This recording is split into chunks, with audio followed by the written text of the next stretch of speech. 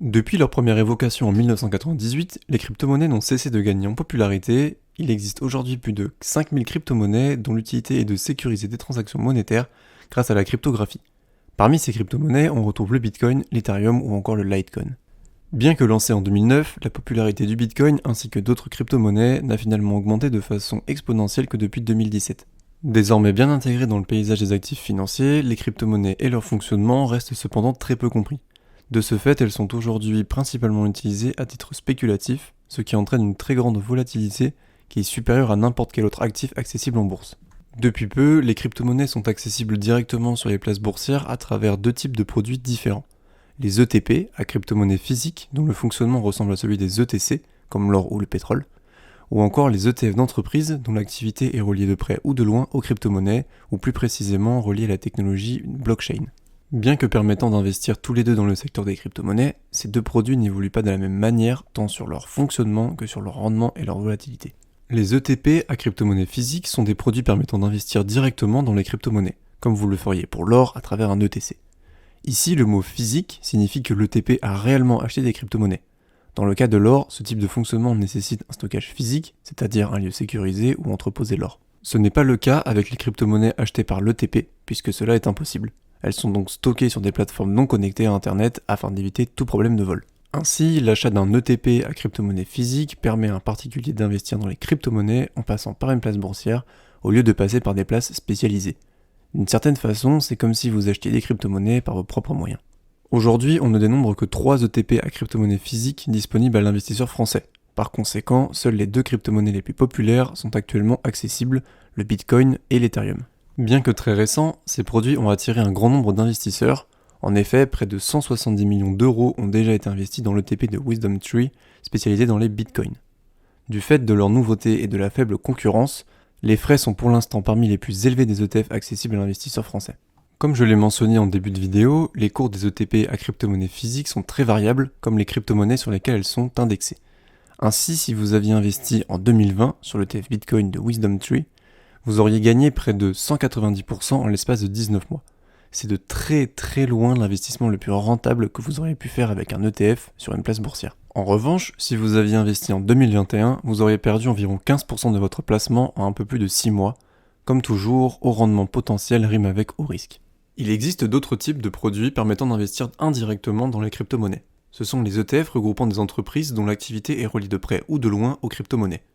Ces ETF, qu'on simplifiera ETF blockchain, ont un fonctionnement différent de ceux à crypto-monnaies physiques. En effet, ces derniers n'achètent pas directement des crypto-monnaies, mais plutôt des actions de plusieurs dizaines à centaines d'entreprises afin de constituer un panier. De ce fait, chaque panier et donc chaque ETF possède sa propre composition d'entreprises spécialisées dans la blockchain. On peut diviser ces entreprises en 3 catégories, les acteurs majeurs, les utilisateurs et les observateurs. Les acteurs majeurs sont les entreprises qui développent des produits liés à la technologie blockchain de manière active. Il s'agit donc d'entreprises dont le fonds de commerce repose entièrement ou presque sur la technologie blockchain. Par conséquent, ce sont les placements qui se rapprochent le plus d'un investissement direct dans les crypto-monnaies. Parmi ces acteurs, on retrouve des sociétés comme Coinbase, Silvergate Capital ou encore Bitfarms. Bien que ces 3 entreprises n'opèrent pas de la même façon, elles sont toutes en relation intime avec les crypto-monnaies. Coinbase est une plateforme de gestion de portefeuille de crypto-monnaies, tandis que Bitfarms est un mineur de Bitcoin. Quant à Silvergate Capital, il s'agit d'une banque d'investissement spécialisée pour les professionnels de la technologie blockchain. Comme leur nom l'indique, les utilisateurs ne font qu'utiliser la technologie et ne participent donc pas à l'amélioration de cette dernière. Cette catégorie regroupe de très nombreuses entreprises dont l'activité n'est pas initialement dédiée aux crypto-monnaies. Le plus souvent, il s'agit de très grandes entreprises comme Nvidia, Wipro ou encore IBM. Enfin, on retrouve les observateurs, qui ne participent pas ou seulement de loin à l'élaboration et l'amélioration de la technologie blockchain.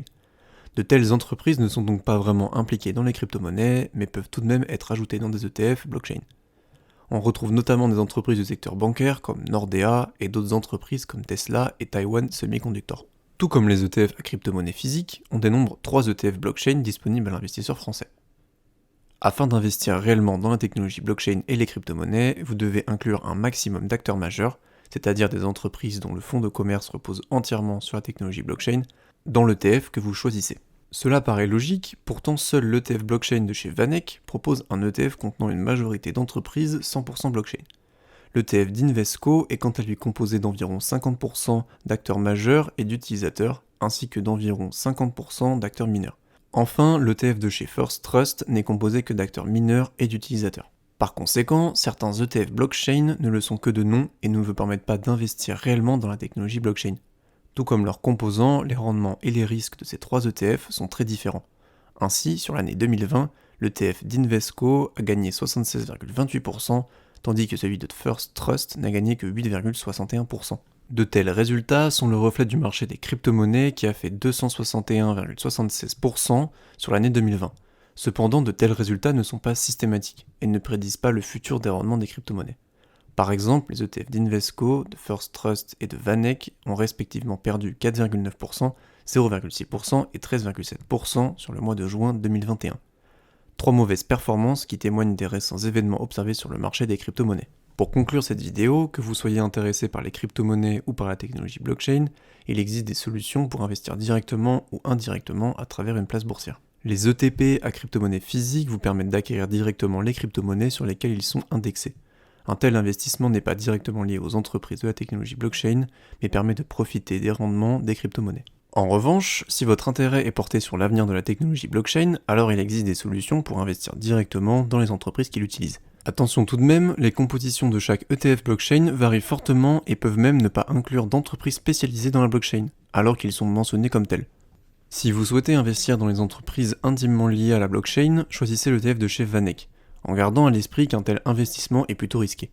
En revanche, si vous souhaitez un ETF un peu plus polyvalent, dirigez-vous vers celui d'Invesco. C'est déjà la fin de cette vidéo, n'hésitez pas à liker et à vous abonner si vous avez appris quelque chose, et on se retrouve la semaine prochaine pour une nouvelle vidéo.